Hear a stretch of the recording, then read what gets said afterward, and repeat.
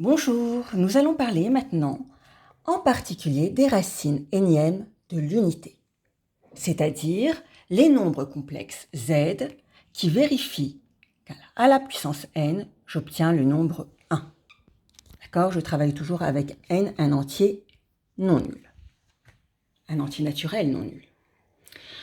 Donc on a vu les racines énièmes d'un complexe, Zn égale grand Z, avec Z le nombre dont le module est grand R et un argument alpha, et on a vu que les racines énièmes étaient de la forme R à la puissance 1 sur n, c'est-à-dire la racine énième de grand R, EI alpha sur n plus 2 capi sur n. Quand je travaille avec le nombre 1, à la place d'un nombre grand Z quelconque, 1, je connais son module. Son module, c'est 1. Et un de ses arguments, évidemment, c'est 0, puisque EI0 vaut 1, cosinus 0 plus I sinus 0, cosinus 0, 1, sinus 0, 0. Donc là, si je remplace grand R par 1 à la puissance 1 sur n, ça fait 1. EI alpha sur n, plus 2 capi sur n, avec alpha qui vaut 0, il ne me reste plus que EI 2 capi sur n. Voilà donc les racines énièmes de l'unité. Elles ont cette forme-là. On a vu dans le cours précédent que k variait de 0 jusqu'à n-1. Donc, dans le cours, j'ai mis une notation.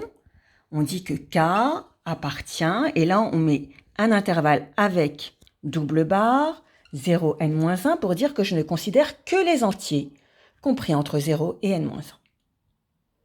Voilà. Là, on va s'intéresser de plus près à la représentation graphique des racines énièmes de l'unité. Pour cela, je ne vais pas travailler avec n quelconque, parce que c'est un peu délicat. Je vais travailler avec, par exemple, n qui vaut 8. Donc, les racines énièmes de 8. Huitième, pardon, racine. Huitième de 1. J'ai mis les mots dans le mauvais ordre. Donc, je vais travailler donc z avec z à la puissance 8 égale 1. Et on a vu que ça donnait z égale EI 2 capi sur 8. Alors, k allant de 0 jusqu'à n-1. Ici, n vaut 8, donc ça fait 7. D'accord? Je ne laisse pas un 2 huitièmes. 2 huitièmes, ça donne un quart. Donc voilà mes racines énièmes. Elles ont cette forme-là. Ici, capi sur 4, k variant de 0 à 7. Quand je travaille avec les racines énièmes de l'unité, ici, le module vaut 1. D'ailleurs, ce sont des complexes de la forme EI, un angle. Donc, les points qui représentent les différentes racines énièmes de 8 sont sur le cercle trigonométrique. Je fais donc un cercle qui cette fois-ci est trigonométrique, c'est-à-dire son rayon vaut 1. Et je travaille avec k égale 0. K égale 0, ça me donne z0 égale EI, k vaut 0, EI0, soit 1. Donc, la première racine huitième de 1 est 1. Et elle est représentée donc par ce point ici, que j'appelle M0. D'accord? On a dit que là, pour obtenir M1, il suffit d'effectuer une rotation, et une rotation d'angle pi sur 4. Pourquoi pi sur 4? Parce que là, quand on a Z1, on a EI pi sur 4. Donc par rapport à 1, on a effectué une rotation d'angle pi sur 4 dans le sens trigonométrique. Donc, M1 est facile à placer. Donc pi sur 4, je repère à peu près ici la bissectrice. Voilà M1. Pour obtenir M2, je continue à tourner. Et là, d'un angle de pi sur 4, j'ai M2. M3, M4, M5, M6 et enfin M7. Donc là, je me retrouve avec bien mes 8 points qui représentent mes 8 racines énièmes de l'unité, mes 8 racines huitièmes, de l'unité.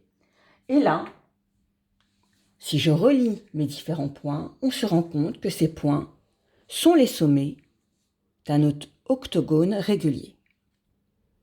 Alors, ici, ce n'est pas une découverte, puisque là, vous aviez un angle de 2π/8, c'est-à-dire π/4. Ici, vous avez des angles au centre à chaque fois de 2π/8, soit de π/4, et vous avez engendré un polygone régulier qui, dans ce cas-là, est un octogone. D'accord? Tout ça, c'est 2π. Et là, vous avez divisé par 8, 2π/8, soit π/4. Dans certains exercices, on va vous demander le périmètre de ces figures, de ces polygones réguliers. Donc, comment obtenir le périmètre d'un octogone? Alors, un octogone, évidemment, qui est régulier, on parle d'octogone régulier, a tous ses côtés de même mesure. Donc, si je veux le périmètre, c'est 8 fois la longueur d'un côté. On va donc calculer la longueur d'un côté. Donc, je peux utiliser n'importe quel côté, mais on va utiliser celui qui va nous amener les calculs les plus simples. Là, étant donné que M0 est associé à pour affixe 1, et là, EIπ/4 pour M1, on va utiliser le segment M0-M1 qui va nous engendrer le moins de calculs possible. Donc, je répète la problématique. On décide d'obtenir le périmètre de cet octogone. Donc, le périmètre, P, on a dit que c'est 8 fois la longueur M0-M1. Je travaille avec les longs complexes, donc je vais passer en module. Donc là, vous allez avoir le module de Z1 moins Z0, c'est-à-dire 8 EIπ/4 moins 1. Alors, pour calculer ce module, je ne vais pas remplacer EIπ/4 par cosinus π/4 plus I sinus π/4. Je peux. Mais je vais vous montrer en général comment on fait.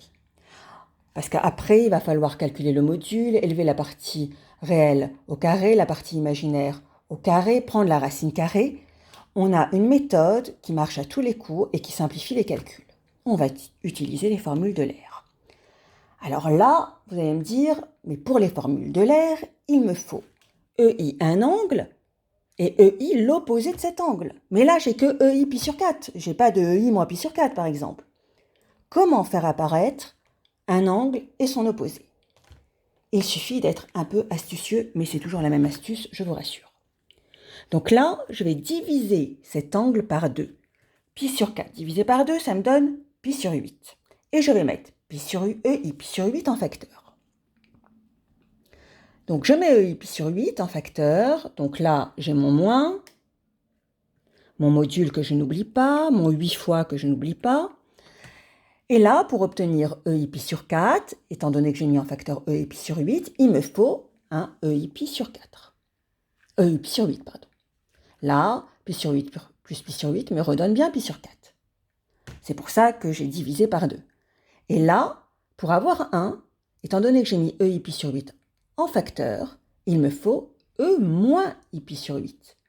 Comme ça, π/8 moins π/8 me redonne 0. EI0, c'est 1.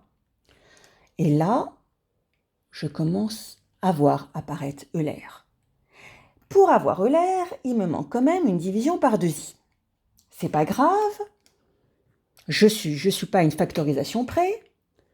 Je vais factoriser 2i pour pouvoir diviser par 2i.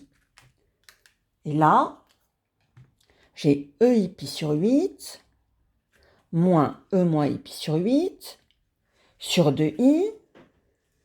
Je suis satisfaite puisque là, j'ai enfin la formule d'Euler. Et là, comme on connaît très très bien son cours, on sait que ça fait sinus π/8.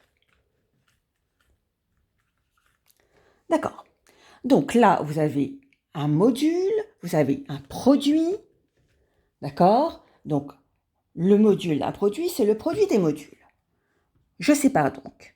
Là, vous avez module de E 2i sur 8 qui vaut 1, puisque là, j'ai à faire un nombre de modules 1, puisqu'il est de la forme EI alpha. EI a un angle, θ. Module de 2i qui vaut 2.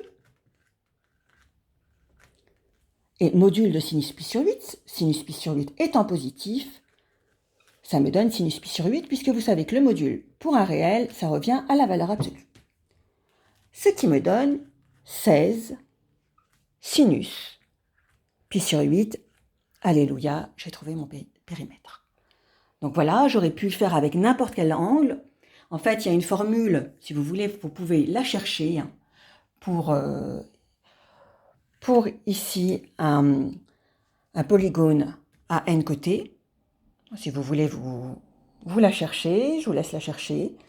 Mais en fait, cette démonstration est à savoir, elle est redemandée à chaque fois. Voilà, bonne journée.